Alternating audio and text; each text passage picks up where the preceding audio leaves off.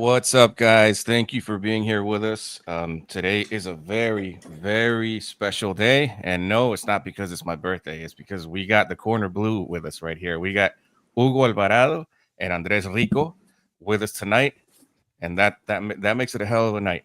And before we start, just want to say thank you, guys. Thank you, Hugo Alvarado. Thank you, Andres Rico. You guys have a hell of a podcast. I said it before we recorded or before we went live, and I'm saying it in front of the mic now. In a hot mic now. You guys have a hell of a channel. Great content. Excuse me. And to anybody listening, please, look up their channel, the Corner Blue Podcast. It's really good. It's really good. I highly recommend it. Very good interviews. Um, and I gotta say, your interviews are timeless, meaning that they're good no matter when you hear them. And I gotta give it to you. They really are. They really are. I've tuned into interviews that you guys have done a couple years ago, like with Hersong Mayen, for example. That's one. It was good. Pablo Puñet, I know you've had a couple of times, and they're still good no matter when you hear them. So I gotta give it to you, man. You guys are really good at what you're doing there. And let's talk about La Selecta. We're here with Jamin and Alejandro on my usual boys here on Salvia American. And how you guys doing, man? Andres, Hugo, about your channel. What was your motivation when you started your channel? Go ahead, Hugo. Yes. First of all, thanks for having us here. It's always a pleasure to be able to share with other fellow Salvadorians. Sorry, Hugo, I forgot to introduce you properly too. You are officially working with Fast Food. I forgot to leave that out. Sorry for that. But yeah, he's officially a Fast Food member, so it makes this even better to have an acting member of Fast Food here with us. But please proceed. Yeah, more of the coaching staff rather than fast food, Ooh, which they're similar but not even quite. better. But yes, it's a pleasure to be here. It's always good to talk with other fellow Salvadorians who live in the States, or in this case, Alejandro is in El Salvador. Yeah, so Andres and I met in Turkey during the 2013 Wow. Yeah, U20 yeah, I World Before remember Cup. that, that. it was before that. It was before that. It was We met for that. for the Estonia game in LA. All right, for the Oh, Estonia game. that was a Yeah, good game. That That's was a good game. that's right. Yes, that's where I took my first picture with the Mágico González. I remember. yeah, Um, yeah, so that's where we met in LA, and then Ruben Israel was the coach back then. eh, yep. Yeah. correct, exactly, yes, and so Andres and I met there. I think he reached out. I don't really remember, but we met here in LA, and then when the World Cup came about, I was planning to go because I had some of the players that I had recruited, like Michael Orellana and Marvin Baumgartner from Switzerland. And at that time, I was doing some work as an agent, which I haven't done for a while. But I was basically representing a few players in that national team, and Andres reached out and he said, I want to go and I want to work on this documentary. So we were like, cool, let's. So we were basically roommates in Turkey, and Andres, I don't know if you want to add how the podcast came about, but that's how we know each other. Yeah, well, again, thanks for having us. Happy birthday. Nice to meet all y'all. And basically I guess like the idea through of the podcast came about because we were in the middle of COVID. So it was like, the Zoom boom had started, and you started seeing a lot of that format of people doing their podcast on Zoom. So you're getting the audio for people that aren't even in the same room, that are, cities apart, countries apart. And since I don't go to SoCal that often, and that's where Hugo is. I'm in the Bay Area.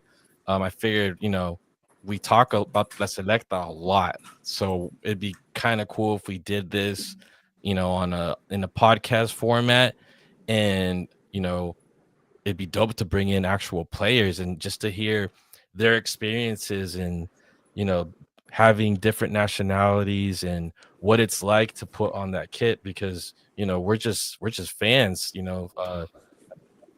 level. Like, Hugo since then has gone on to going from a super fan to, the role that he's in now, which is amazing. And yeah, basically it's just been 5 years of just talking about La Selecta, doing it in English, which we thought, is something that wasn't and isn't that common.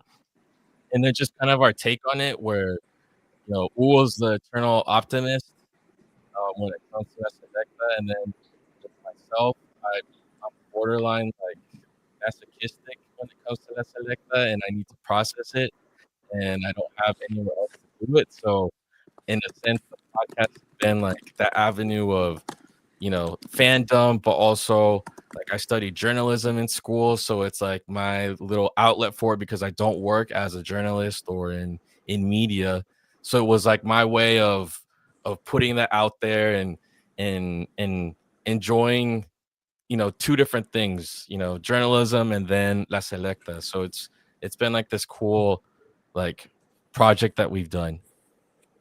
Oh, nice, man. And just to go just ahead, to add to that, part of doing it in English, I personally, I think I probably feel more comfortable in Spanish, but we knew that there's a lot of Salvadorian fans, like first generation, second generations who were born here, and they feel the same way as about La Selecta as the ones that were born in El Salvador and only speak Spanish, but they communicate in English. They feel more comfortable communicating in English. So we thought, there was a market, that was looking for La Selecta topics, but they felt more comfortable in English rather than Spanish. So that's what we decided to go with English for our podcast. Well, it's funny you mentioned that you're more comfortable in Spanish because we were just talking before going live. Sorry, I don't know why I keep saying recording. Before going live, that I got used to speaking about soccer in Spanish. So for me, it's a little hard, to do this in front of a mic now in English because I just got used to it. Even before doing this whole YouTube channel here, that it's I feel like soccer to me is a little more romantic in Spanish, you know. But I know, just like you guys are saying, just like Hugo here said, there's a lot of Salvies out here that speak mostly English, but they feel the same way. They put the shirt on, they go to the stadium, and they scream harder than anybody at El Cusca sometimes, I'll put myself as an example. I was born and raised down in the DMV area, and I kid you not, and I've heard Andres say this on his podcast, I could be as American as the next guy in my daily life, in my personal life, non-soccer related. But when it comes to soccer, I don't even look at the U.S. national team, man. Like when the soccer game starts, when El Salvador plays against the U.S., like I only cheer for the U.S. in the World Cup because this is like a regional thing. I want the region to do well, but that's about it. If El Salvador plays against the U.S., I'm putting this blue shirt on and I'm gonna cheer for El Salvador. And I know even I'm not. struggled during the World Cup, man. You don't even. I struggled during the World Cup, man. No lie. You were cheering. No, don't tell me you were cheering for England over the U.S. No, I think Qatar, it's mostly it depends on the squad because sometimes they'll have a couple charismatic players that you feel like you can root for, but then some of them squads you're just like, nah, can't do it, can't do it. Yep. Oh man, no, I told Hugo this and he just started laughing. He's like, "Hey man, that's normal." I'm talking to about Hugo Perez. I told this to when he was here with us. I told him this exact thing, and he said, "No, man, that's normal. For you to only cheer for the U.S. at certain times." He felt it too when he played for the U.S. against El Salvador. How, Salvadorians were mainly El Salvador, but once the U.S. was playing against anybody else, Salvadorians would cheer for the U.S. Like he felt that as a player too. So Sure. Makes sense. Totally makes sense. I mean, I don't want to out Hugo here, but he can root for the U.S. when the time is right. True. But right. half of my wife is from the U.S. and my kids are American born, soon to have a Salvadorian passport as well.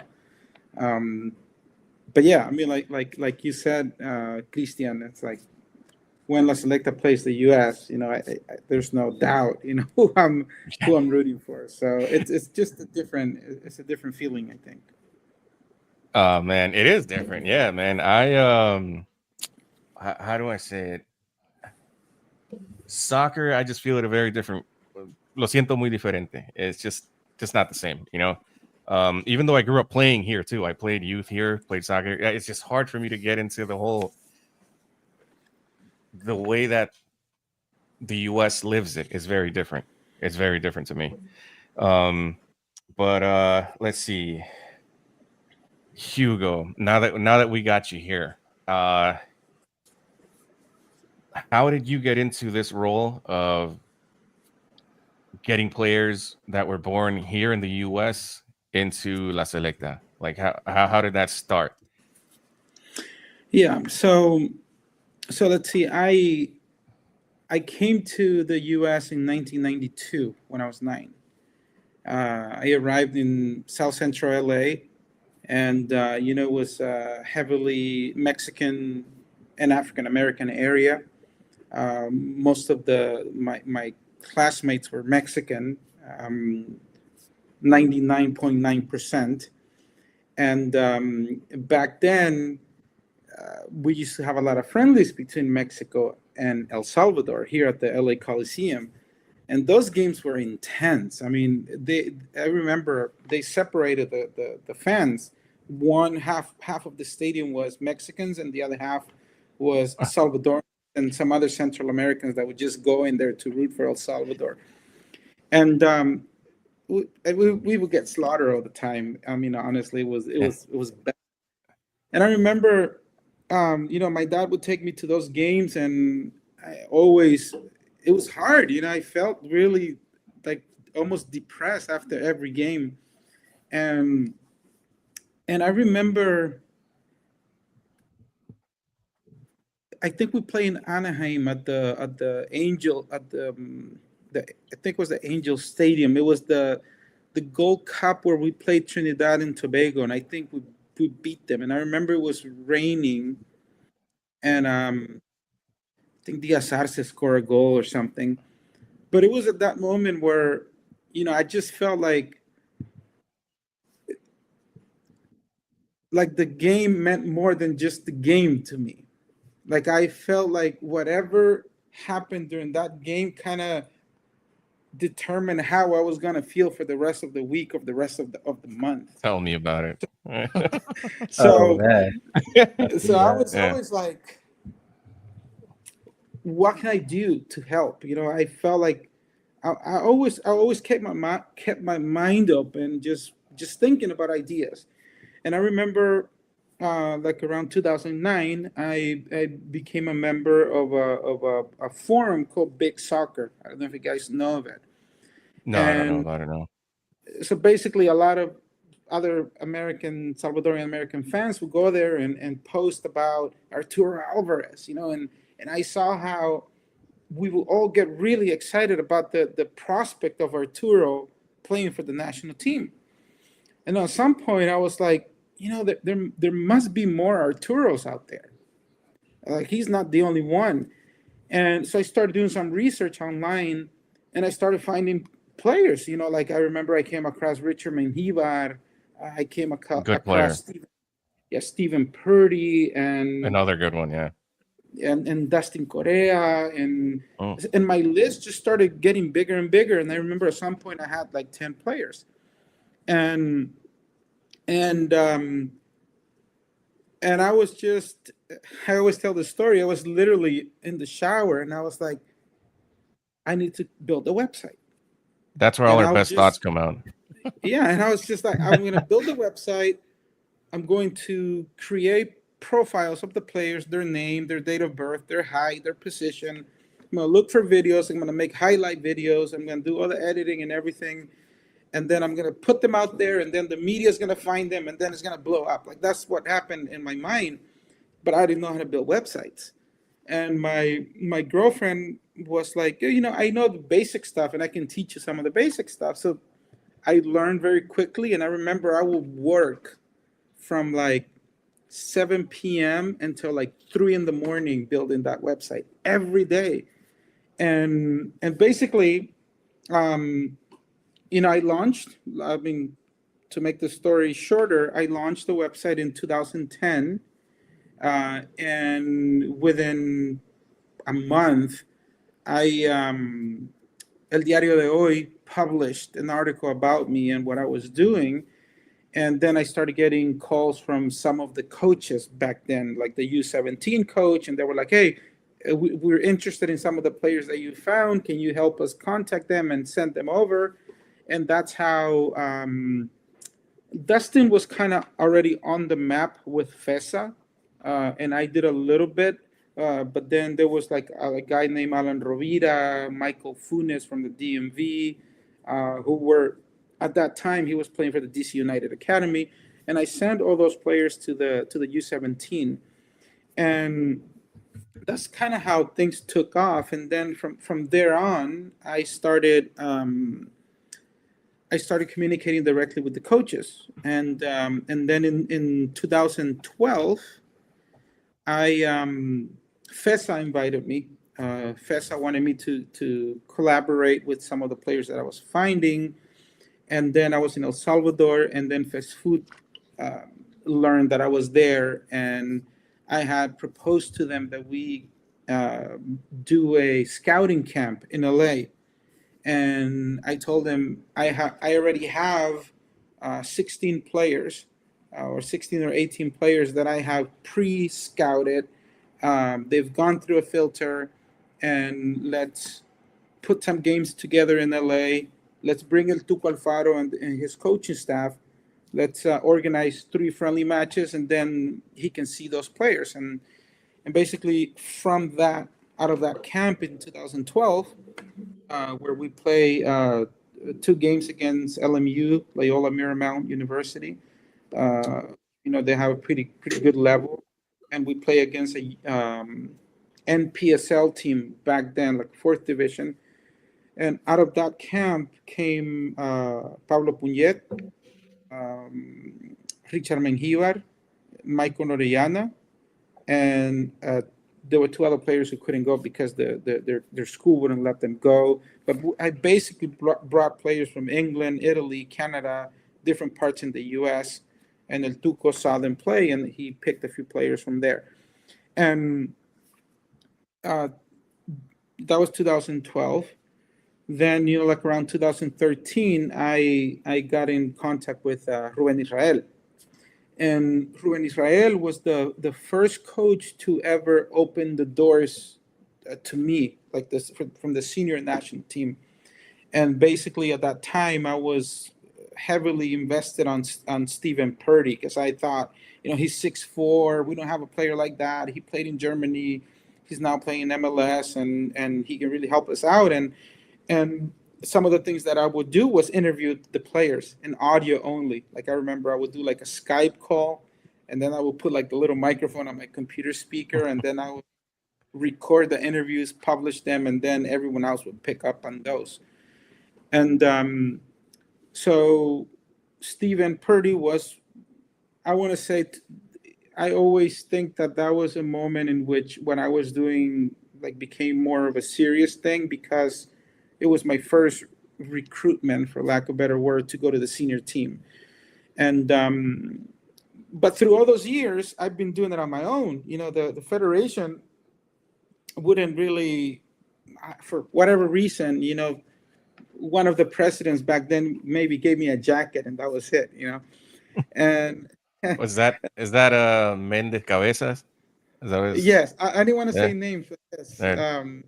So yes, and then I continued doing that. I contributed many players until 2020, during the pandemic, when Diego Enriquez came in, and he knew of my work, and other people had talked to him about my work, and that was the first time that I kind of became the official scout. But everything was done via Zoom, and then eventually, Hugo Perez came in, and I think that Hugo had, the idea of bringing more dual nationals into the national team.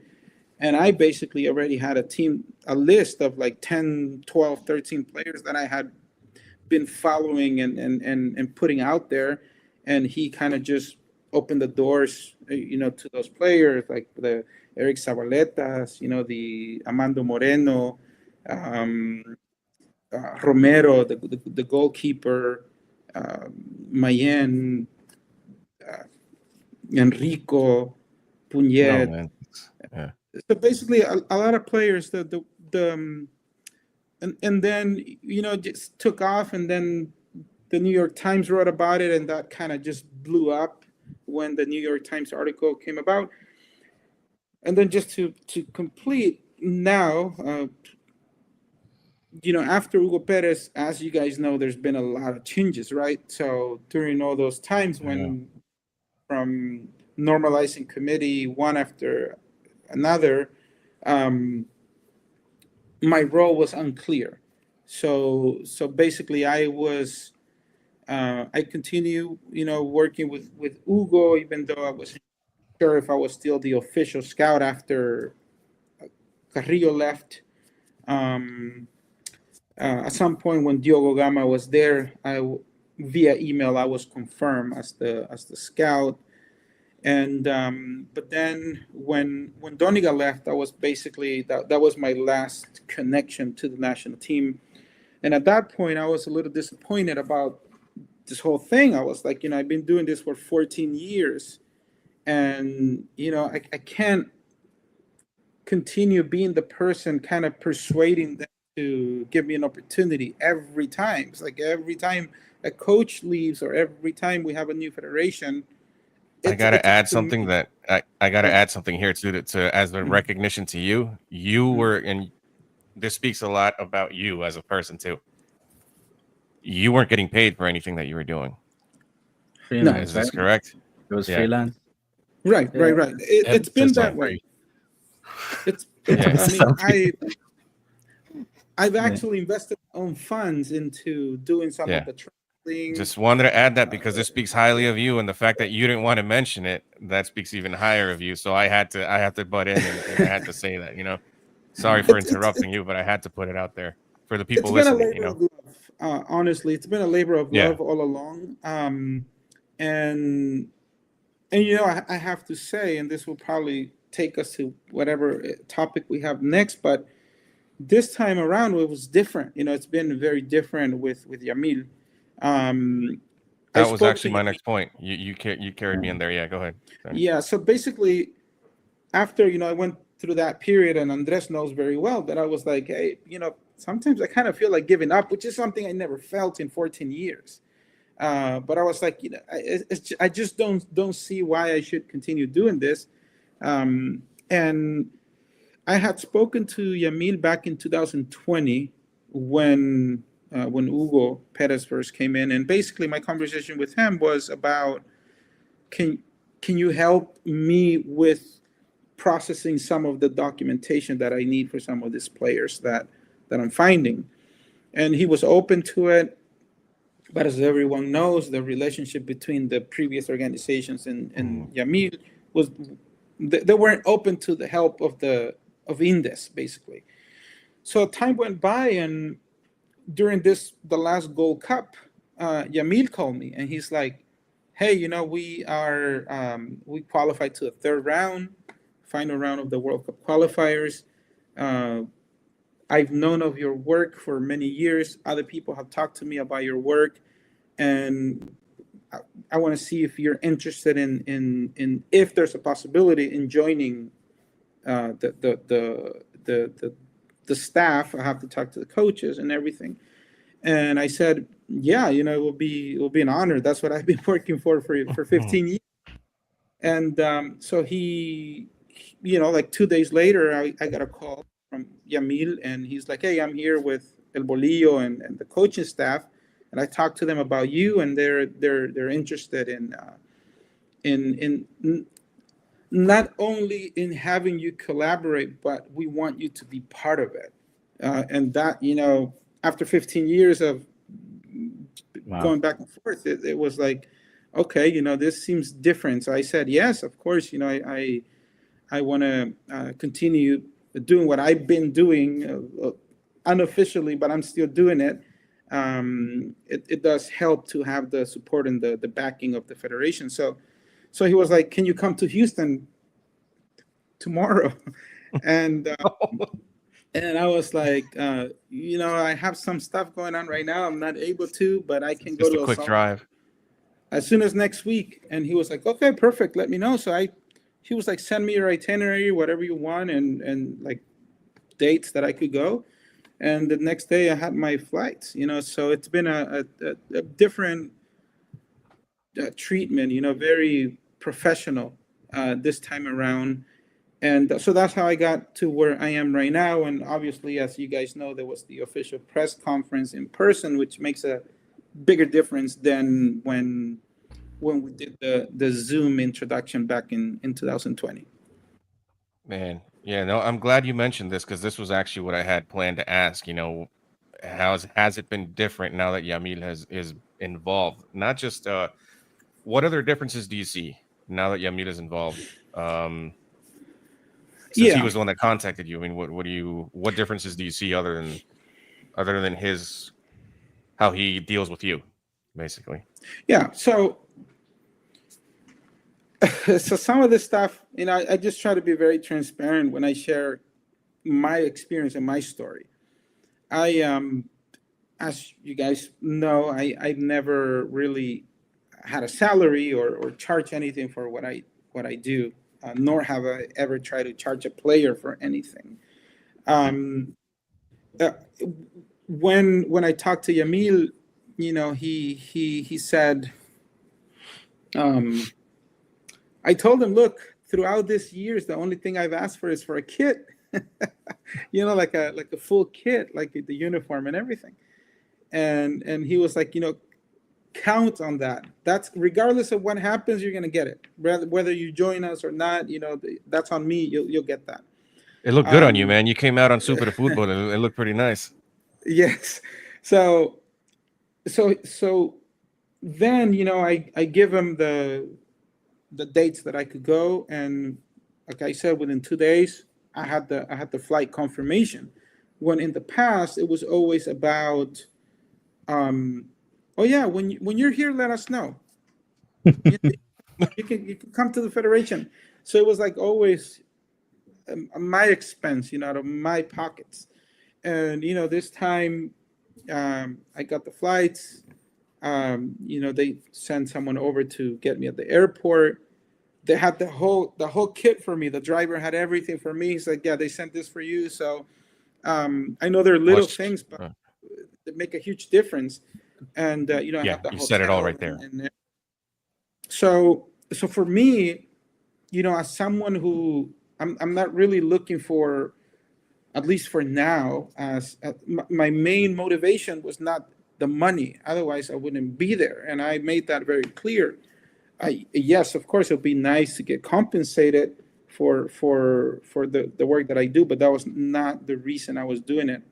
But from the I personally have been treated in a very professional manner from Yamil, from the committee, from Mm. Rolando, Oscar Giral, and Marden de Leon. All of them. They welcomed me, and we had meetings, and they made me feel part of it from the get go, along with the coaching staff. So that alone has been, as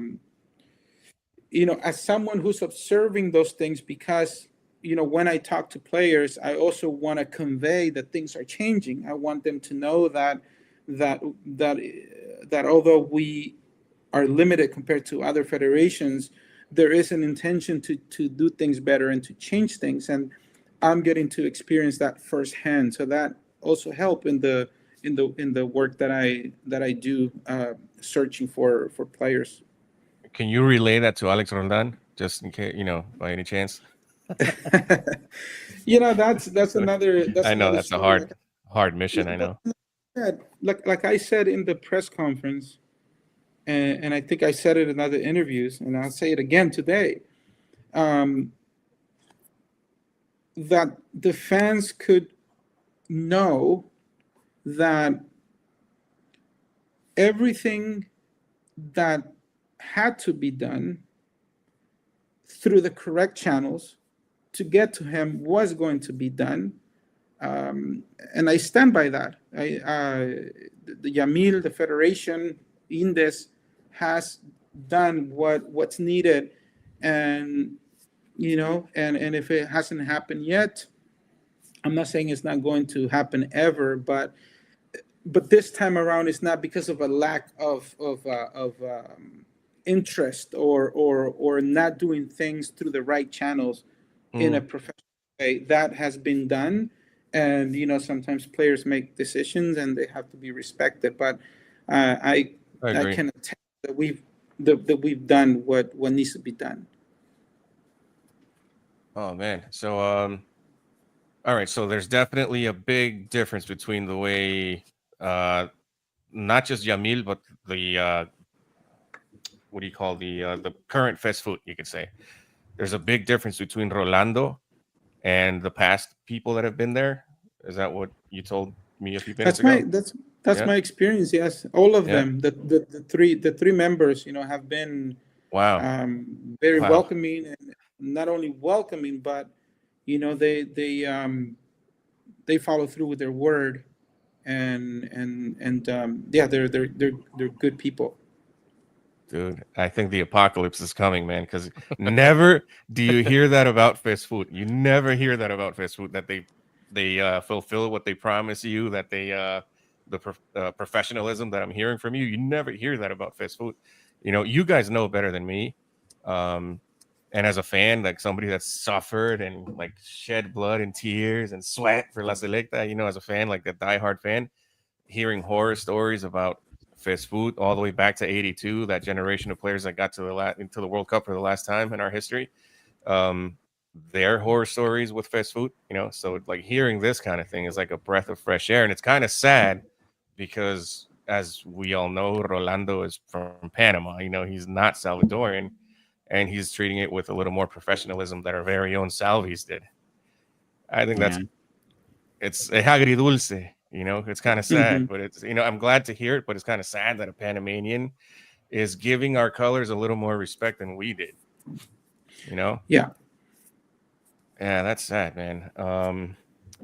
But I have a so few questions. yeah, go ahead, man. But this is, just jumping right into the other topics. Yeah, Andres, Hugo, first of all, we want to know your thoughts about the qualifiers, everything that's going on. Andres, I want to know your specifically as a fan, right?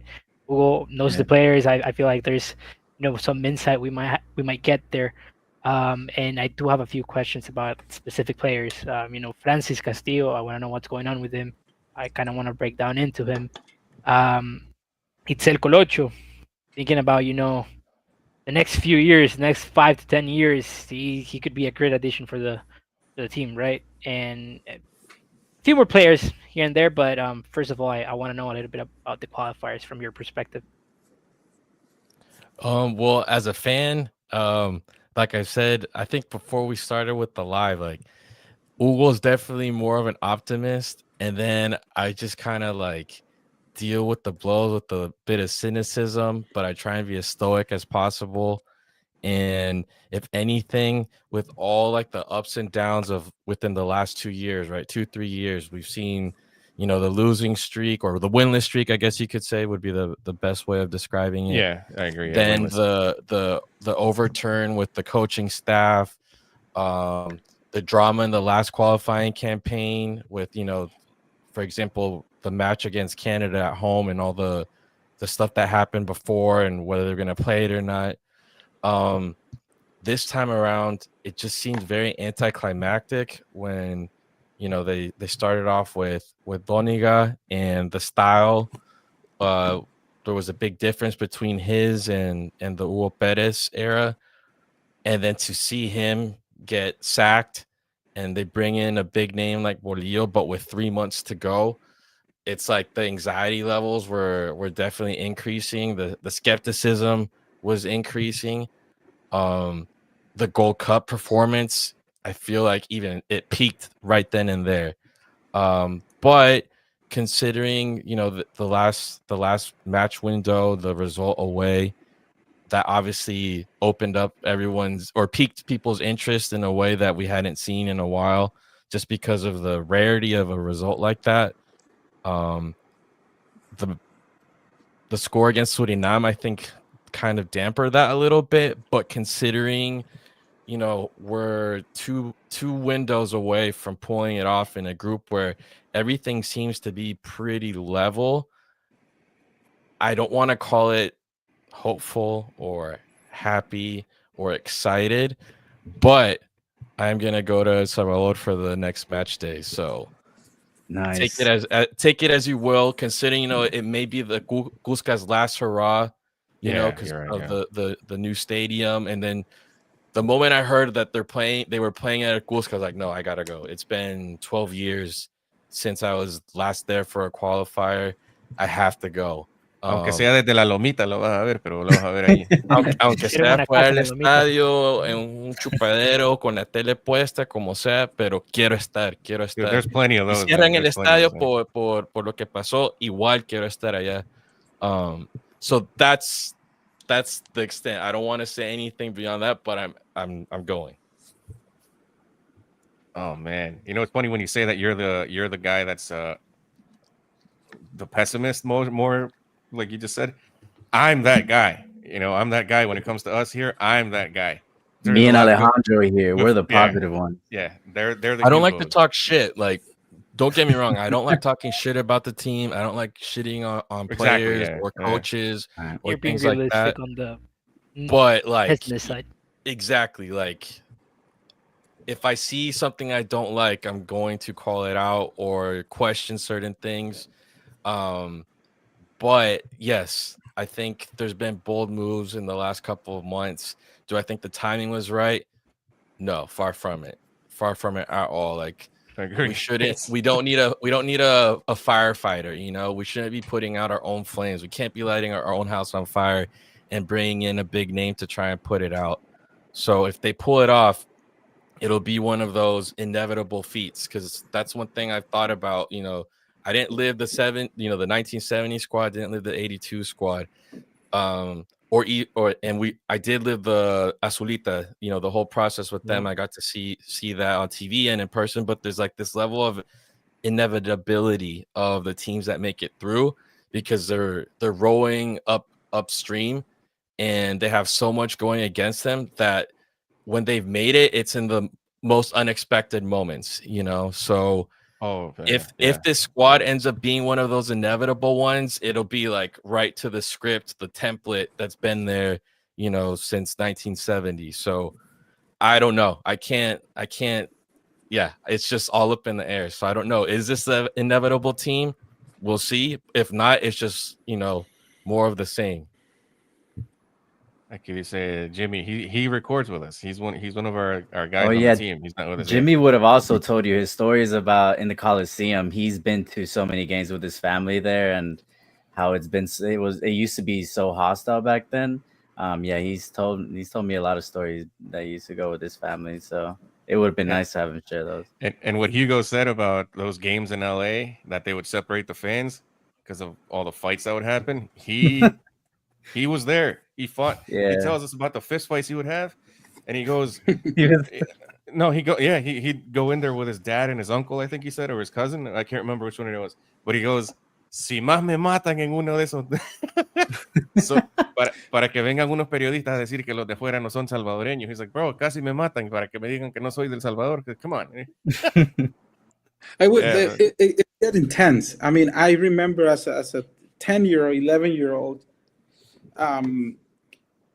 like the image that I do remember clearly is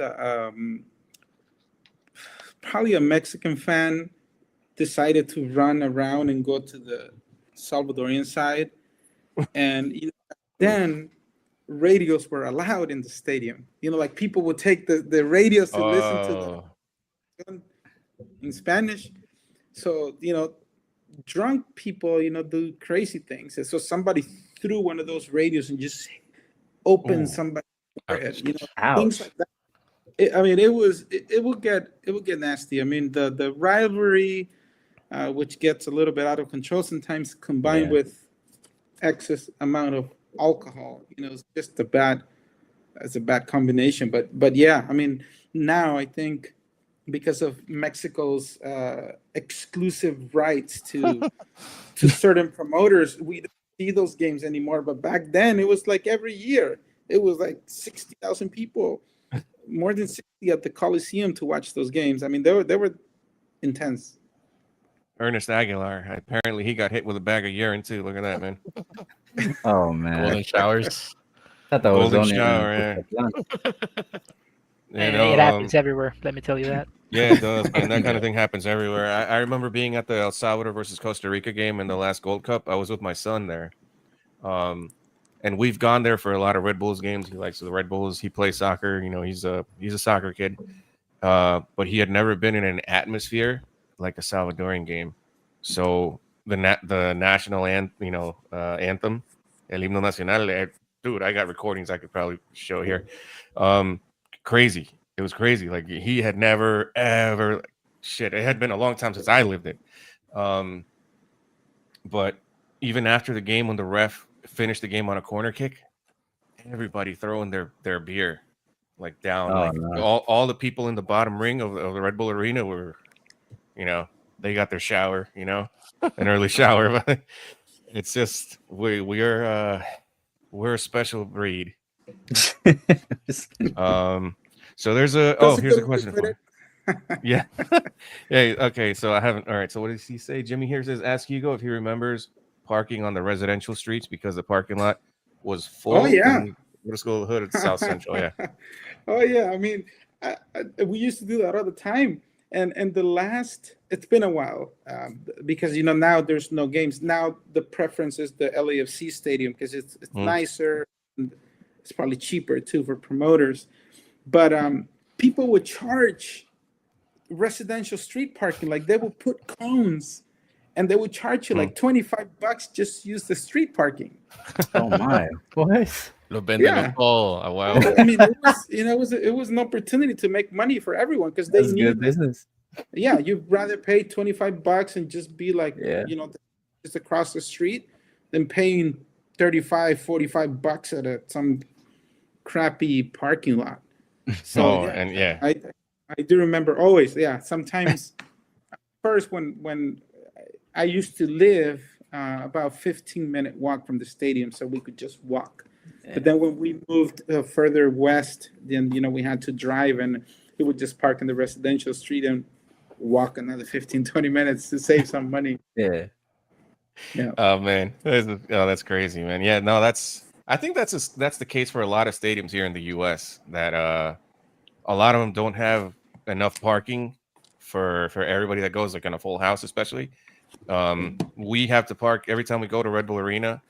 It's just cheaper to park a little further, and I have to do like a 15-20 minute walk to the stadium.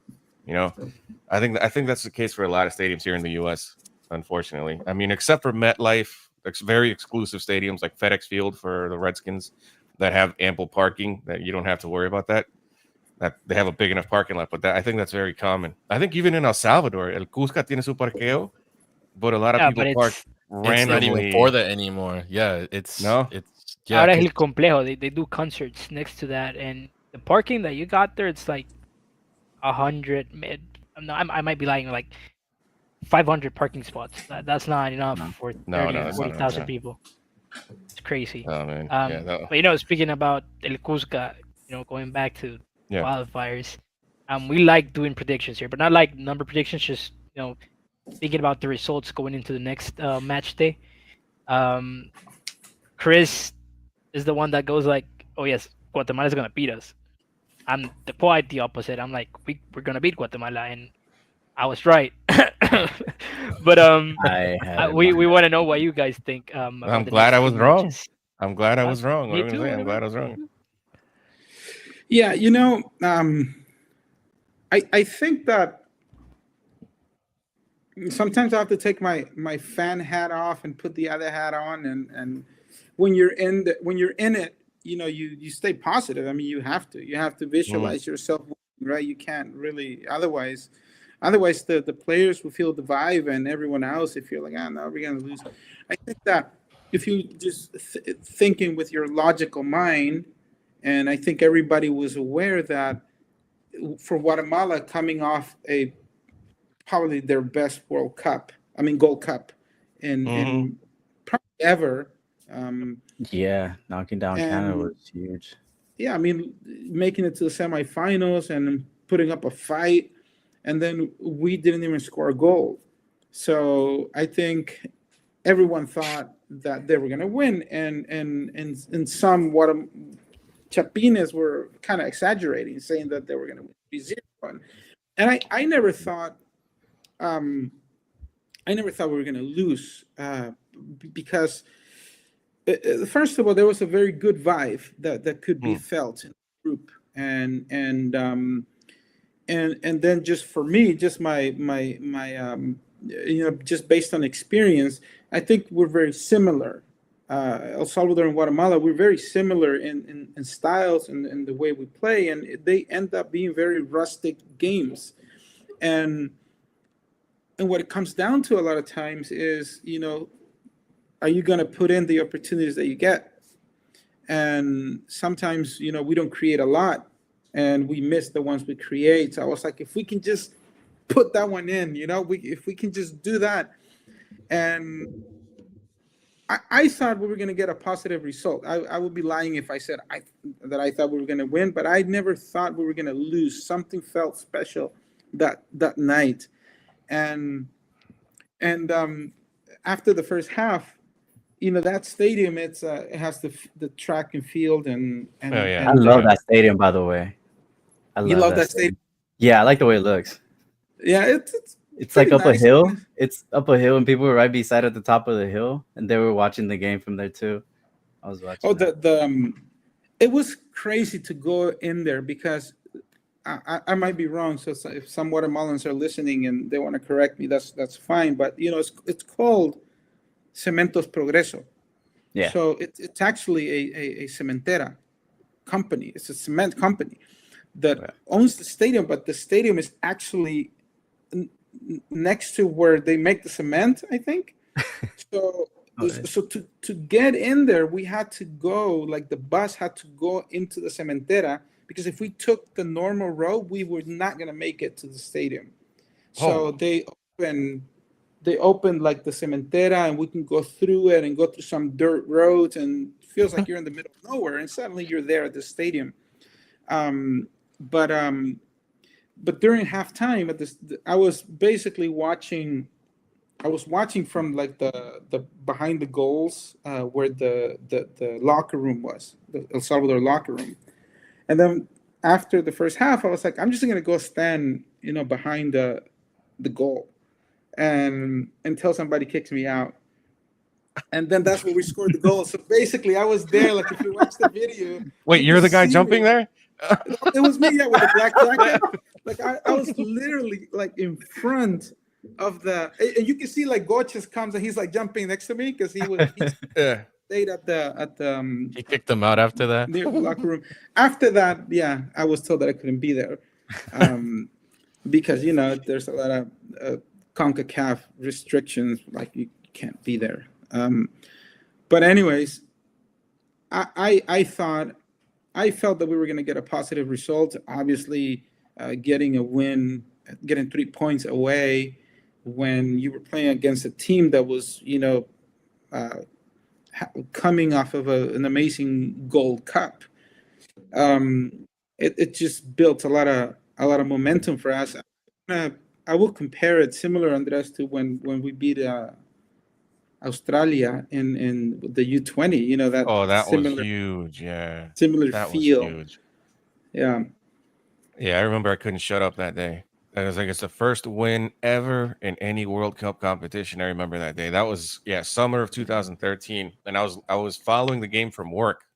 I work construction, by the way, and I was able to hook up my phone, and I was listening to the radio. Yeah, I was listening to the radio and I put it on my through my aux cord on my work radio, and I blasted the game. Man, I could not believe it, man. But look, man, here's a comment from Walter. He's a usual listener. He says, "Good evening to everyone. Just wanted to say to Hugo, thank you for your work that you put in, giving us for all Salvadoreños players that you brought to the national team. You know, so it doesn't go unnoticed, man. It really doesn't go unnoticed." And here's I want to go ahead. add something. I want to add something. So first of all, thank you to the fans. I think throughout these years, the fans, and whenever I see them on stadiums and they come to me, and I'm like, okay, you know, I must be doing something right. And then I was telling Andres, there's other times when I had fans come to me, and they're like, "Hey, I know you from the podcast." So I was like, "Hey, Andres, you know, they know me more from the podcast for what I do with the national team." But I wanted to elaborate more on your story, listening to that game while working in construction. I think that a lot of us have stories of like random places where we, you know, whether we're at work and we kind of have to hide and go watch the game on the phone or listen on the radio. One of my most memorable, although sad, outcome is when I think it was the 2010 World Cup qualifiers, where we were very close to well, not close, but we had a shot when De Los We had a Cobos shot, was, yeah. A good squad. Good squad. yeah. So remember that we were playing Mexico in Mexico, and I think that if we had beat Mexico or got a positive result in Mexico, we were still alive in the qualifiers. So I was traveling. I was on vacation in Spain, in Barcelona, and I was like, "Where am I going to watch the game?" You know, the Airbnb, the internet broke, and the game was at 3 in the morning, like 3:30 in the morning or something like that, Barcelona time. And I was like, "I'm not going to miss this game. You know, I have to find a way to watch this game." I remember like at whatever 3 in the morning or something, I got out of the Airbnb, and I was staying near La Sagrada Familia. If you guys are familiar with it, that's like the famous church in Spain. Yeah, big cathedral. Yeah, correct. So basically, I took my phone and I sat right at the La Sagrada Familia outside, and I watched the whole game from there. I mean, it was sad because I think we lost 2-0. Was it against 4-1? Mexico. Against Mexico, Yeah. in Mexico, it's 4-1. Yeah, It was in Mexico, but it was not, or was it in the Cusca? There was I think you might be thinking of the 2014 campaign, because we lost 2-1 at home with Sorry, it was red. 2014. You're right, because Purdy So that was playing. 2013. Yeah, it was Yeah. 2013. I got to go. That was the last time I was at Cusca. Yeah, right. Yes, you're right. well, that game That's itself where- was in June 2012 against Yeah. Mexico. Yeah. Yeah, because I think because Mexico didn't play at the Azteca, they played at a different stadium. That's what I remember. When I we forget visited the them, away we match. didn't play. I remember the home match, but I don't remember the away The one. away match from that qualifier was played in Santos Stadium Yes, in Torreon. right. Yeah, it was in Yeah. Torreon. And now you unlocked a nice memory. Now that you're talking about the road to 2010 when El Salvador lost 4-1 in Mexico Great City. memory.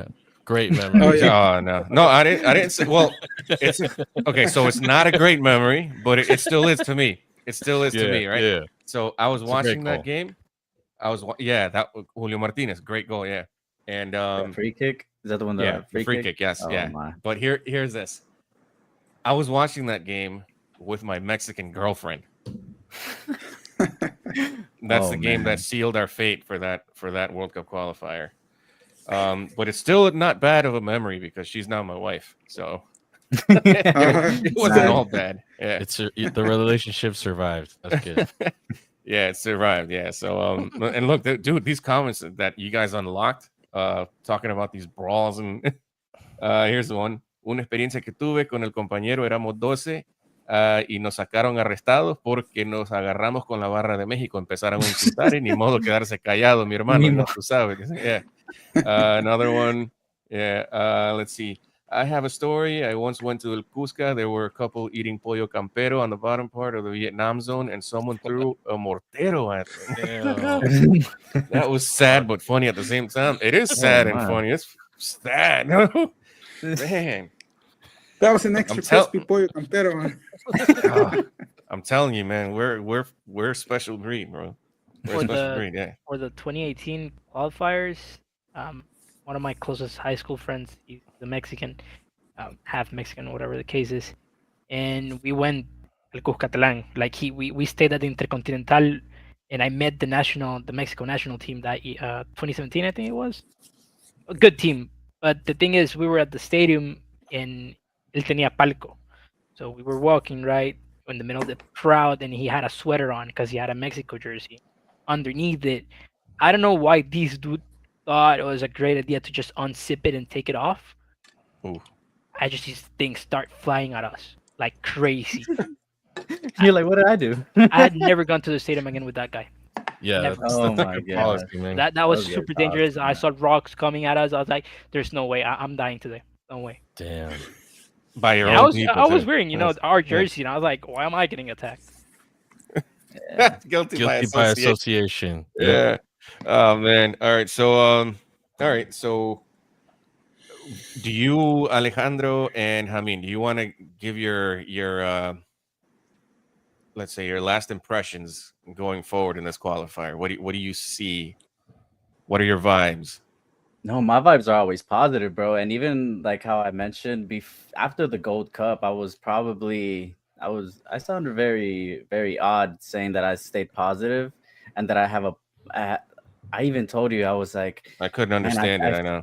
I feel like having a bad Gold Cup was gonna help us because I know that we didn't have our full resources, and I know that our only creator was Enrico at the time, who only had 5 games. And even with 5 games in 2025, he still started in the Gold Cup, which to me, he played well. So I was like, man, if we just have Ordaz, Enrico, and all of our assets going into the qualifiers, I think we have a very good chance. And I stayed optimistic. And then comes the Guatemala game, and dude, the switch just flipped right away.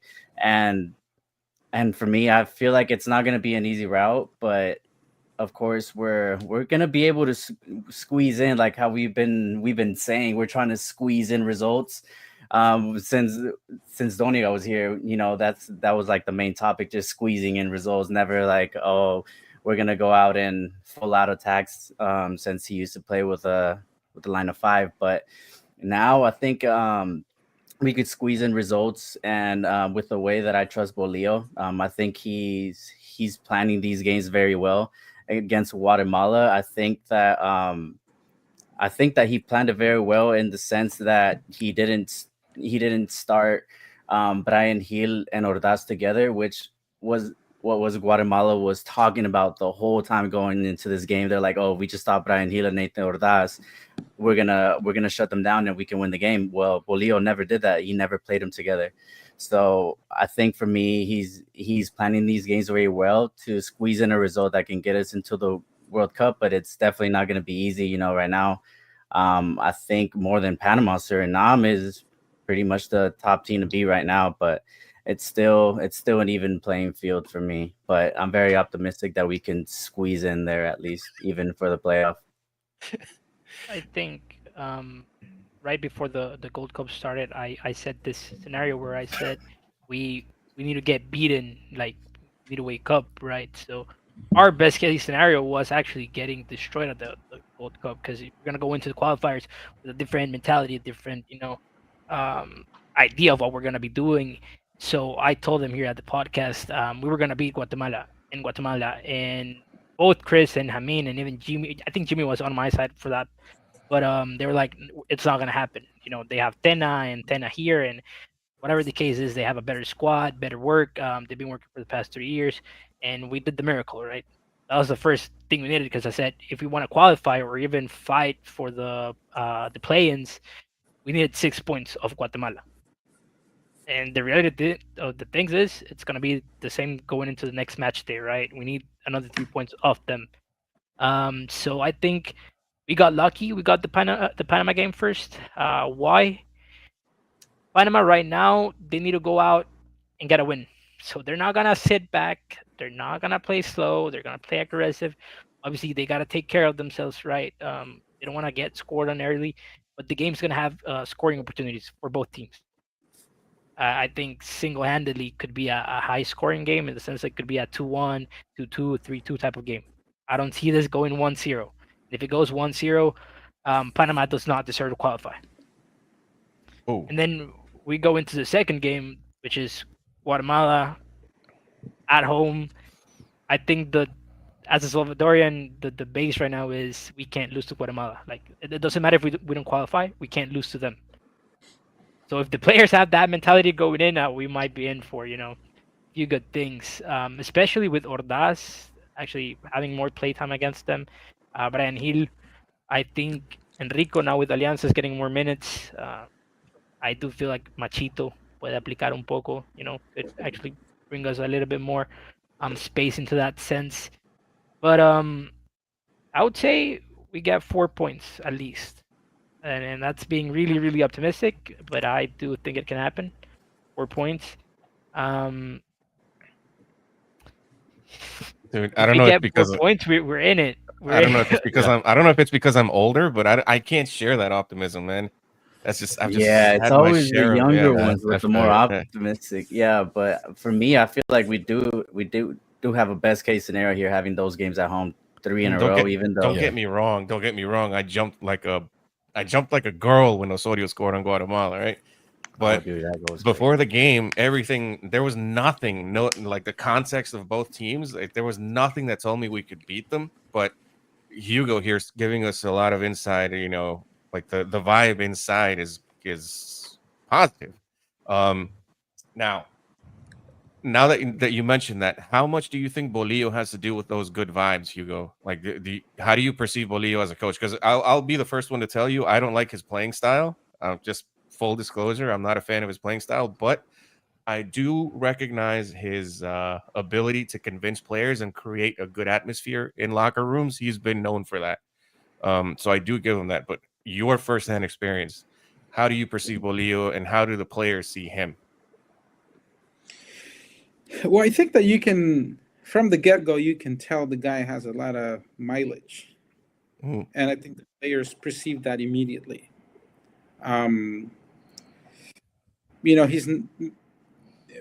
he's not a guy who's gonna, take out an iPad and a computer and try to no, explain this is how I need you to move on he the field and he's where I want you notorious to go. for that. Yeah. Yeah, he has a lot of experience. He keeps himself calm, and I think the players see that. So he um, ¿cómo se dice? Le da esa confianza a los jugadores. The players can feel that he's confident, that he's trusting them, that they're going to go out there and do the job. And yeah, I mean, he's just the guy that's done this.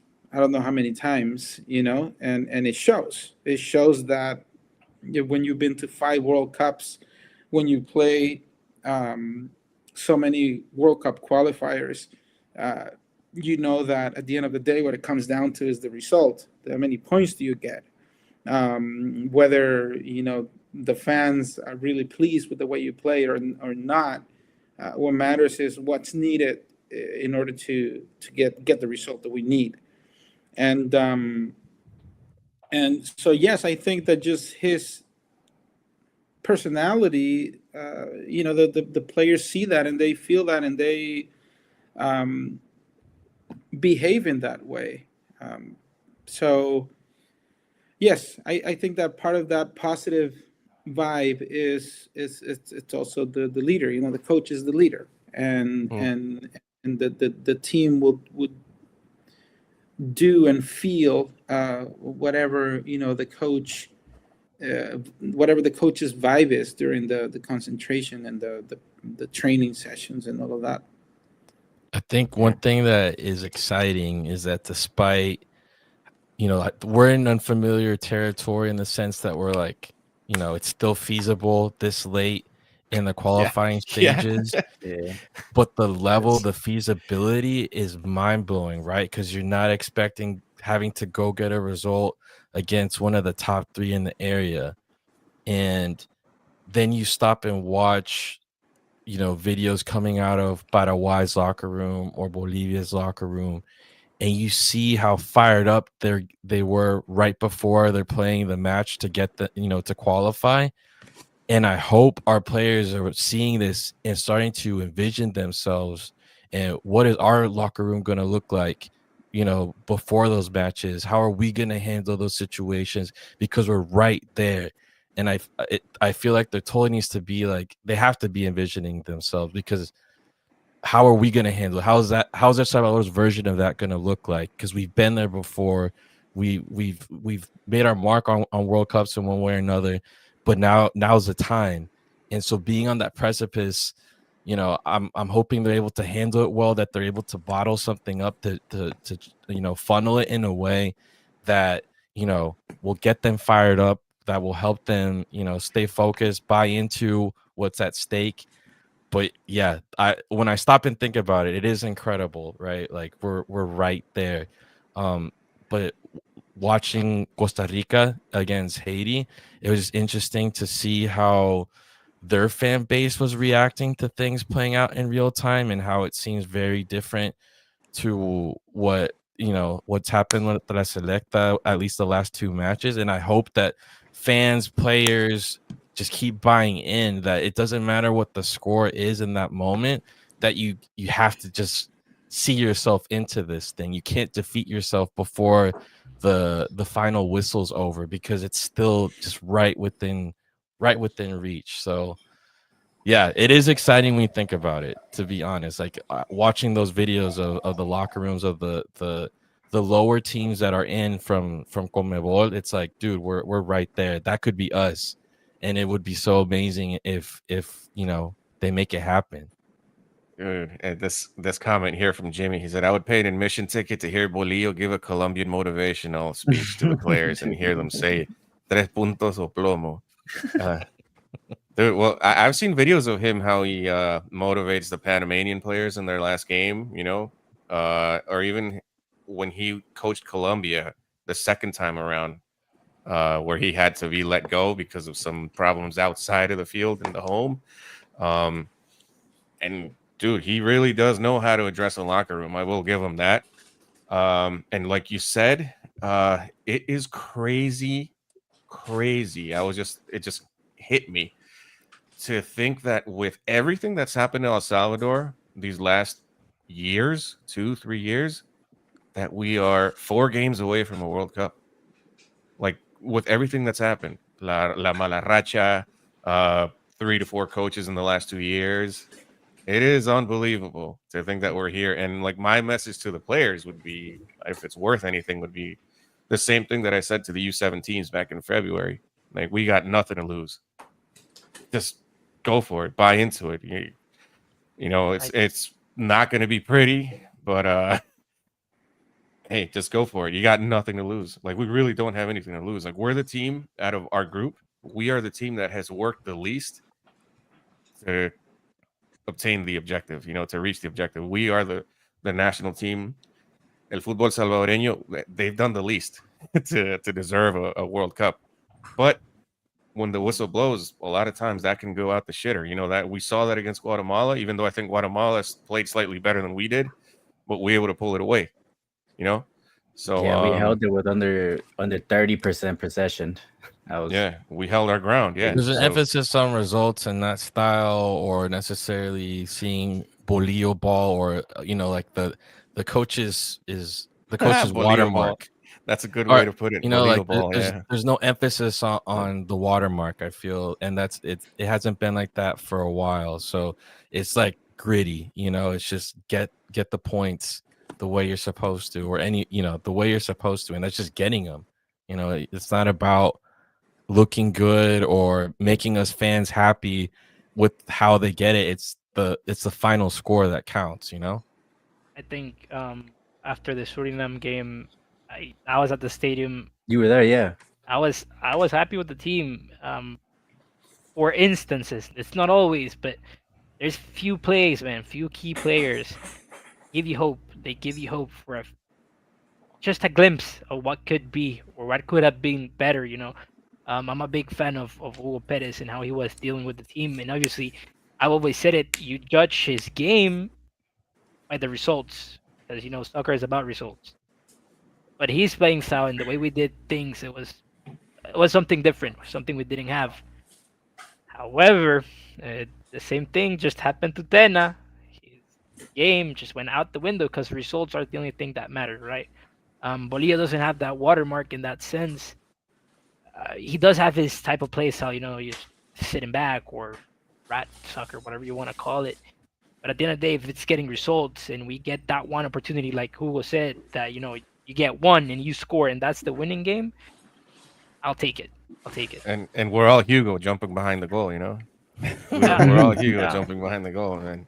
My voice was damaged for like 3 days after that. No, yeah, and I was telling you about that too. Like Guatemala, they have a very well prepared, and even for the Gold Cup, they have a great run. But it's a different ball game once you go to the qualifiers. Which Guatemala, they're in the last round, and we have a little bit more experience there as far as our players. I think we said this on the last live that our players, they're eight. I think it's eight or up to 10 players that were in the last qualifiers. So we have that sort of experience that Guatemala didn't, even though they have great players playing in MLS and in England as well. So all of that, they are very great collectively, but once it gets to the last round of qualifiers, it gets very tricky. Teams start to do all of their different things, like how we did with Suriname, making the Start field whacking there. you in the midfield. Yeah, we do all these little things, and it gets very cheeky once it comes to the last round of qualifiers, which I feel like we were much more prepared. But it's still like I said, it's still an even playing field. All right, so two more things. He says all five. I don't know. I want to address this question from Jimmy because he's a part of the group. Do you guys think the Hugo Perez interview with Roldan gives a slight hope to see him return? I watched that interview and I saw the question that he said it as a fan, and he addressed it too. But I watched the whole video, and how I was telling Alejo, his body composure, he was staying the same throughout the whole conversation. And whenever he addressed him, that he stayed a little bit calm and quiet. So maybe Hugo's fan side came out just like all of us. Of course, all of us here would agree that we would love to have Roldan on the national team 100%. But we gotta respect Roldan and how he feels, and if he already turned the page, if we could come back to that page, I would go back to that page any day. Yeah. But I want to open that book back up, man. yeah, I would open that. Yeah, I would reread that book any day. But yeah, it didn't seem like he was a bit too excited, just like how he's always has been. And every time they have asked him that question regarding the national team, he's always been a little bit closed about it. So even with the interview, it was a great interview. You guys should go watch it. Hugo Perez podcast, Fútbol de Corazón. And he has had great people too, Cienfuegos, and I forgot who else, but it's been a couple. Tab Ramos, Caliuri. Oh yeah, Tab Ramos was last week too. Yeah, well, not last week, the day of La Selecta game against Suriname. But yeah, it didn't seem like Roldan was very open to it, but that's been the same case. But we'll see. Anything can change. I hope if anything changes for Roldan, he's always welcome. He's always welcome. But there's things that happen. Some people will turn the page. But I would always come back to that page. But that's just how I see it. Andres, what do you think, man? It's a tricky subject because you can't it's open to speculation since we haven't gotten a direct answer. And as a fan, I feel like if you wore the captain's armband at one point, and your country's in the middle of a qualifying campaign, yet repeatedly you've avoided answering, I kind of feel like as a fan or to the fan base, there should be some level of like communication. I don't know. I would appreciate that, to even like be open to the possibility of something later on. Would be like, all right, some shit went down. I didn't like it at all, and I'm taking a break, and that's all I want to say for now. But like a direct expression of that.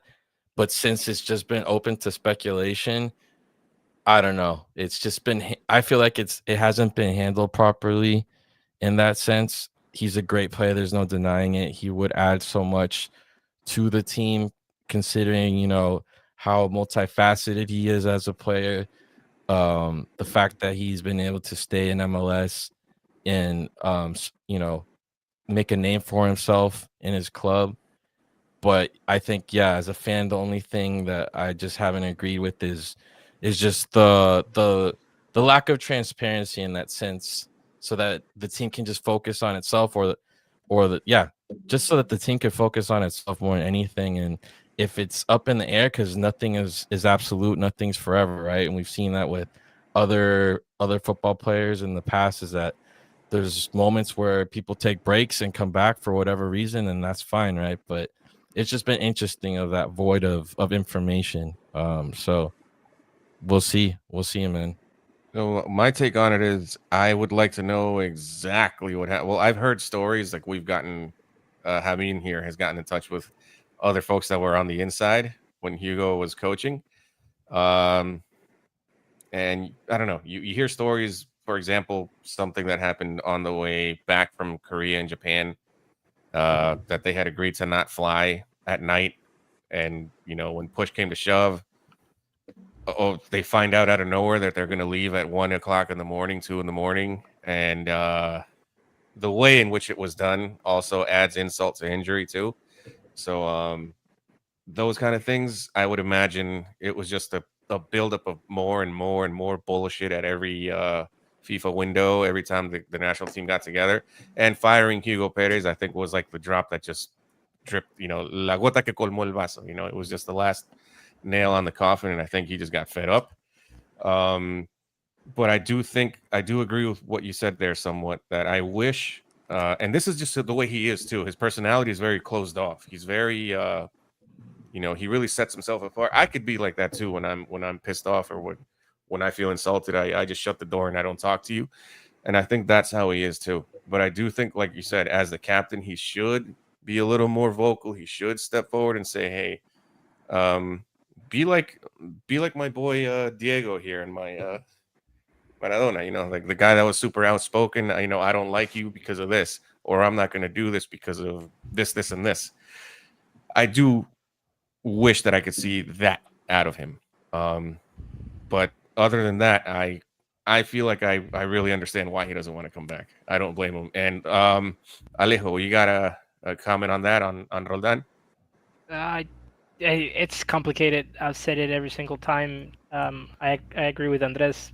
Knows he could change the way we play. Most definitely, he could change the way we play. My biggest issue with it is, people keep pushing, and I get it. He retired. He's out of the team. And I don't want to, say this, but the way I see it is, we need you. Like, we really do. And you chose to play for us. You chose to represent that country, represent millions of people. And now that we have the chance of making it happen, you want to sit out and not, just put your part into history. I think it's hard. I think it's really, really hard, and I think it's selfish.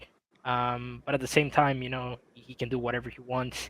My only, if I could have him and talk to him, I would 100% tell him, like, just ignore everything that's going on at Fast Food. Like, just come and play. Just for 90 minutes, forget about it, and just be part of the team.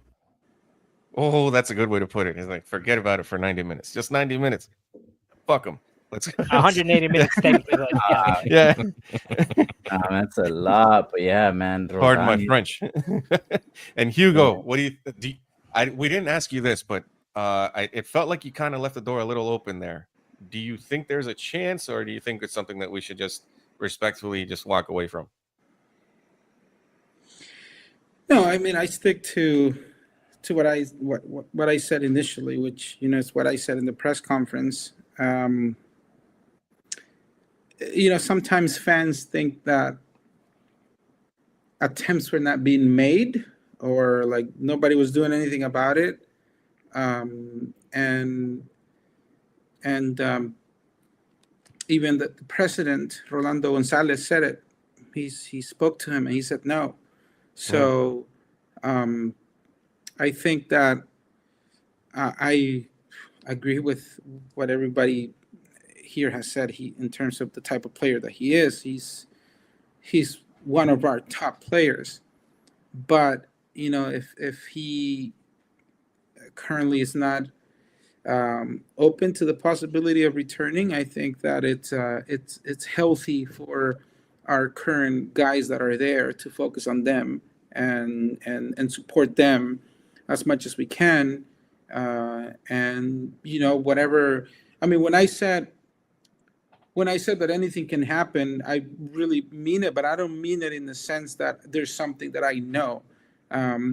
All I know is that until he retires, or if he puts out a statement saying I quit for good, I think the possibility it's there. But that's just more of a That's the generic thought. optimist. Yeah. Yeah, I mean, Yeah. but I think that a lot of energy has been put into the subject, and I think that it's good to respect him and give him his space and whatever it might be. I don't really know the details, and and there are guys out there that are ready and are fighting every weekend, playing and trying to do their best with the national team. So I will focus on that for now. Not trying to say that I don't want him back. He's as long as the coaching staff is open to it, and if there's a possibility, I think the doors are always open for a player of his type.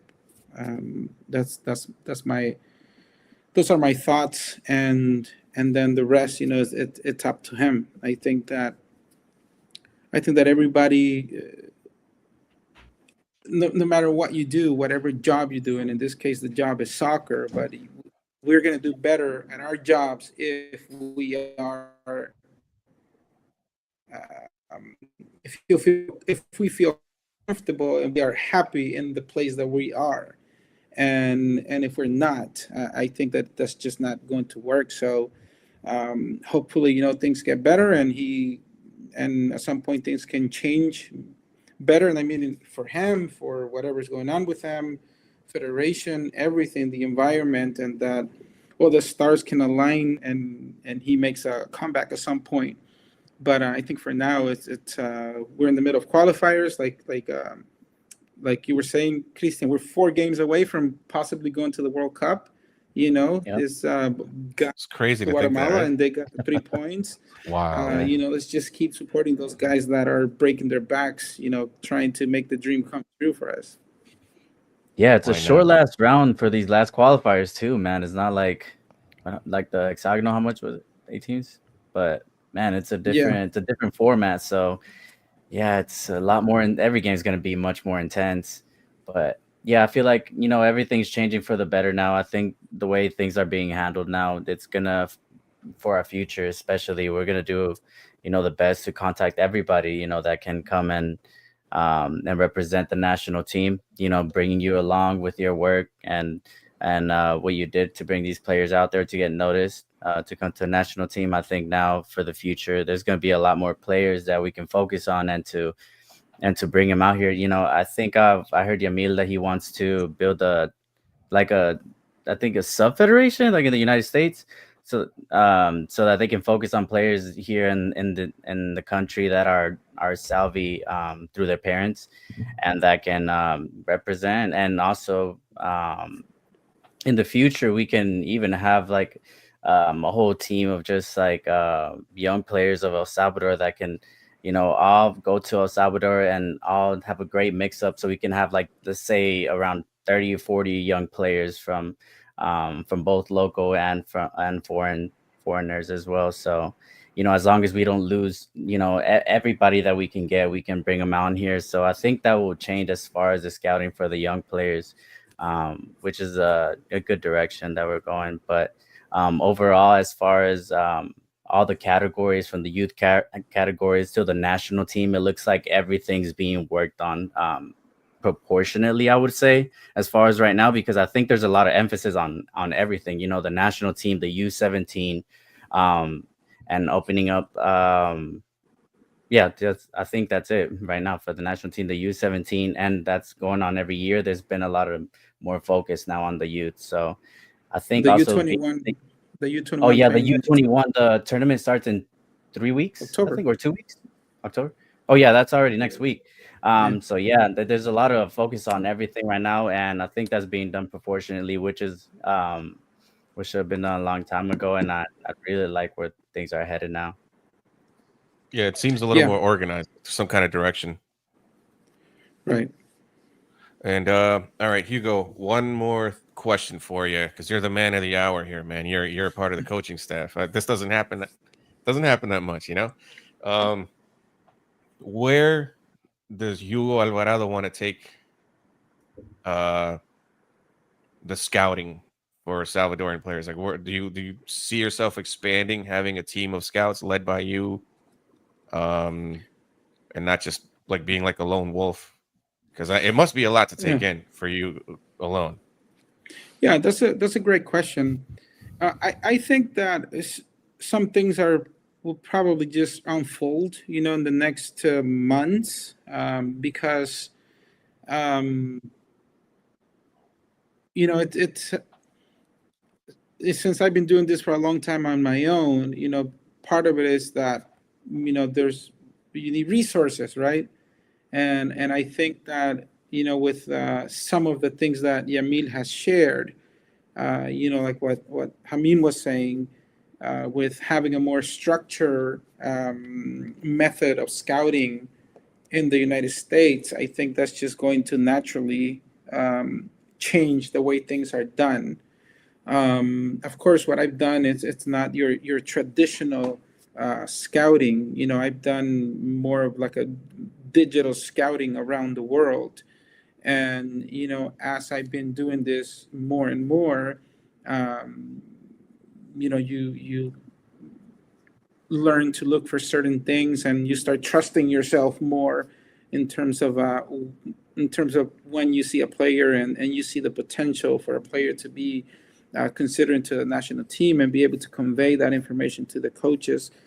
But how I see myself, I want to be involved, in one way or another, and some you know people may think, because they hear my story, and my story, it's kind of like, what the New York Times wrote, which is, a fan turned scout. The results are there, so I'm not making it up, whether it's, you look at it from a traditional scouting, how a traditional scout should be. I think that there's always a space for somebody who's done what I've done, and I know that a lot of other federations have been inspired by the work that I've done. I mean, I know because I've spoken, I given talks to other federations in Hmm. CONCACAF about what I did and how I did it, because they're interested, because they want to know. So I think that part of going with how soccer is evolving is being open to different methods of scouting. And there's not only one way of scouting; there are many ways that players can be scouted. And I think I have shown that there are different ways, using technology, and a combination of technology and traditional scouting can yield good results. So, my intention is to continue growing and evolving, and contribute to the national team, which is how this whole thing started, and it has brought me here. And sometimes you need to have patience, and you hit a rock, and you fall, and you have to get back up. And I always, had I always had a positive mind, very optimistic, and also I believe in what I'm doing. So I believe that given that we're a nation with a lot of immigrants around the world, it just doesn't make sense that we don't do it. So Yeah. I think that whether it's me, I hope it's me, or someone else. I think the job needs to be done, and I will do it no matter what. Because I've done it 15 years. Out of those 15 years, I've done it in an official way for maybe 3. So, what I do, I think it's something that contributes and it helps, and I intend to continue doing it in however way I'm allowed to continue. That's good, man. No, it would be nice to, I don't know, like there's other guys out social media that are looking at players outside of El Salvador too. That's, it would be nice. I'm not forcing it on you, but there's other accounts like Legionarios, and see you guys working together would be really cool. And I can't think of a better example of what you just put out there about how a lot of teams around the world are doing this, like France and Morocco, for example. France has a lot of players that are not born in France playing for them, but they're or they come from African parents and they grew up in France, and boom, you have what used to be an all-white French team is now an all-black French team. But they're really good. They're really good. They're contenders, and they have a very deep squad. Morocco is another example where, and it's a little different though. A lot of the players from Morocco grew up in Spain and they joined Morocco. Yeah, that's true. So, but there's again, we can't be so closed off from the outside. There's look at us here, 5 of us. 4 of us are living outside of El Salvador, and we have a passion for this and like that, and then we got to catch up with the times. I think, we got to, and I'm not saying that every player in the local league is bad. I'm saying we got to get the best of both worlds. And it could only help the national team. Yeah. And I think that things are starting to shape up, with Yamil bringing Lara, and, he has a plan to work on the youth in El Salvador. And then, he's mentioned that he also wants to build something in the States. I don't think it's ever been. Yeah. It's never been about the ones from over there versus the one from. No, it's at the end of the day, they are all Salvadorians. Yep. So no matter if you're 100% or 1%. Yeah, they're not nacionalizados. If you have a parent or a grandparent, FIFA does not consider you that. You are Salvadorian, just like the government recognizes you as such. You are a Salvadorian. At the end of the day, what do you think Barcelona wants? Do they want to have the same players forever, or do they want to create more competition because more competition creates a better team? Yeah, that's correct. So whether players are coming from La Masia, or they have to go to Argentina to get some players in Argentina, or go to Africa, or go to Morocco, or whatever, to get players and build a stronger youth system or team. The whole idea is to create stronger competition. A higher competition will create better teams. So I think that's what it comes down to. Everybody's Salvadorian, and like you saw right now, how many players played against Guatemala? Maybe there were 2. So I think it goes through different stages, and I think that it's important for everybody to recognize that. Yeah, there's a moment in time where the local players are what's better for the team, and then there's a moment in history where the outside guys are going to help a little more. And look, even in club competition that happened, I think Chivas started accepting people like Caldwell. He's from the United States. Yeah. He's native born in the United States, but I know he's Mexican through his parents, but still, Chivas only allowed 100% Mexican born. Yep. So I think they started switching that direction too, because I know there was for a long time that Chivas went through a drought, but they started to change that. I think it was last year they did that. But yeah, it was recently when they changed that. So Chivas were getting screwed by the other teams though within the league, because they know that Chivas can only buy Mexican. So as soon as Chivas wanted to buy your player, they would jack the price up for Chivas. So Right. they ended up, they would end up paying like 10 million for a player that would normally cost 5. You know, Oh, La Liga MX, they have yeah, that, man. It's a great league too, but yeah, it comes with sometimes they really want to protect their native-born players to stay in the league. But all right. yeah. Jimmy says he's gonna invite for Las Chelas if we win Oh, against Andres, there Enemy you go. Barcelona. That's your invitation, Right. bro.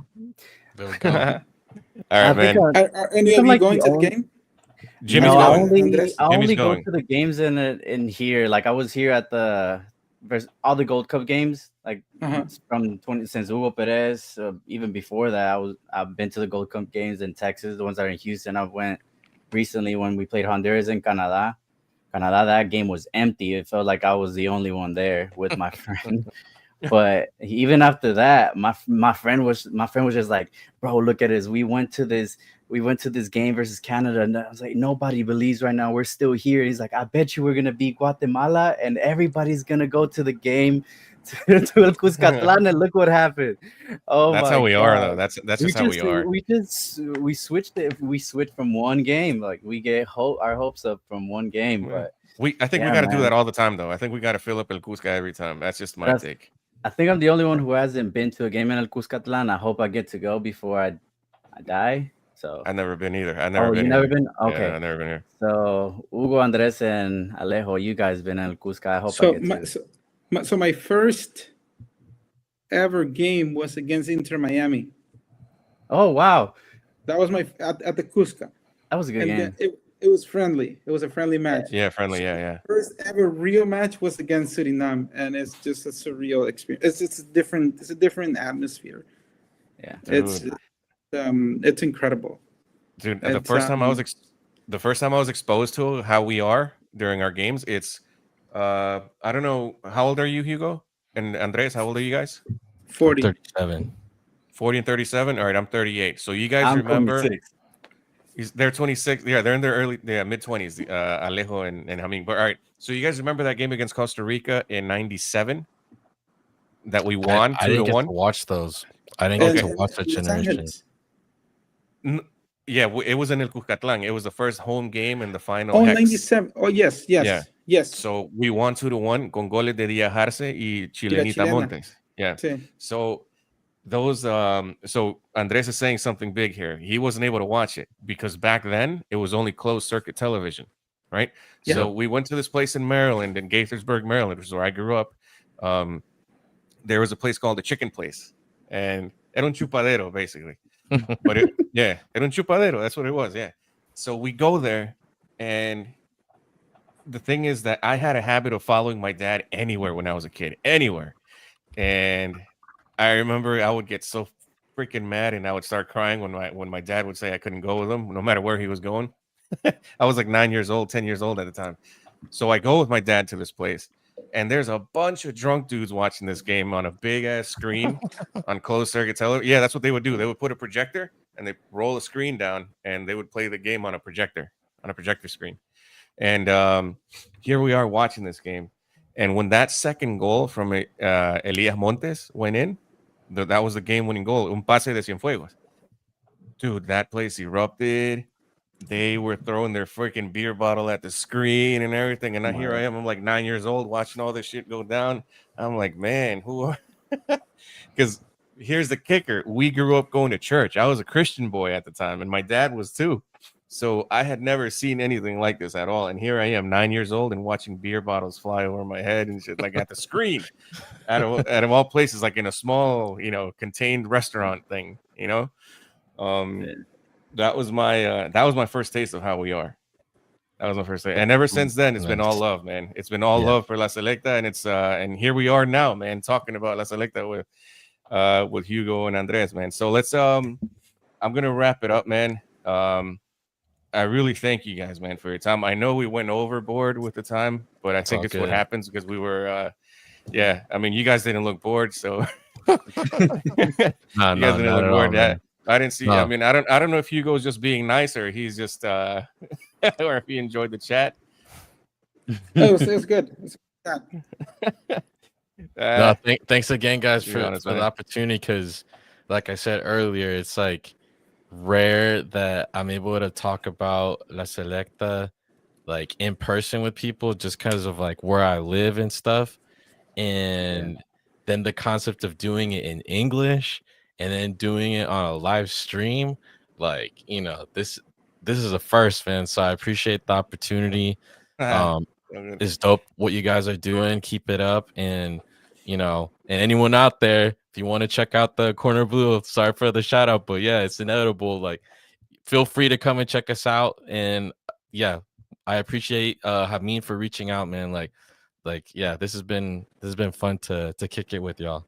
Yeah, Yeah, no, thank you thanks, guys, man. No, yeah, man. You guys, I've been following your podcast for a while now, and whenever Chris mentioned to me that we want to start recording in English, it just I just had to reach out to you guys. It would be the best idea ever to have you guys have join along, and it was good, man. It was we really did go overboard by almost an hour, more than an hour than we planned. So yeah, it was a great talk, man. All I good. really appreciate you guys, and yeah, hopefully we do this again sometime whenever you guys can. Yeah, for sure. No, yeah, hit us up and we'll do it. Hugo, I promise you, we'll take a little less of your time. I'm apologizing to No, Hugo the most because he's it's part of the alright. coaching staff. Yeah, no worries. And I always say, man, the most valuable thing you could give somebody is your time. So, you know, that's the only thing you can't get back. You can make your money back, but you can't get your time back, you know. So Yeah, I appreciate that, man. Both of you guys, I really appreciate that. So thanks for being here. Shout out to everybody that commented. Jimmy, dude, you should have been here, man. No sé qué pasó. But all right, man. Let's close it off. Alejandro, thanks, man. Appreciate it, guys. Nice meeting y'all. All right, nos vemos. Alejandro tiene palco si necesitas. Sí, actually, I thought we were not live. So te iba a invitar if you want to go, pero we can talk about it later. Because estamos Well, live todavía. if you guys want to stay, Está if you guys bueno. want to stay, when I end the stream, you guys we can still Yeah. chat off if you Yeah. guys want to. Si se quieren poner de acuerdo, all right? That's So good. For sure, for yeah. sure. all right, man. So hold on. All right, and thank you everybody por estar ahí.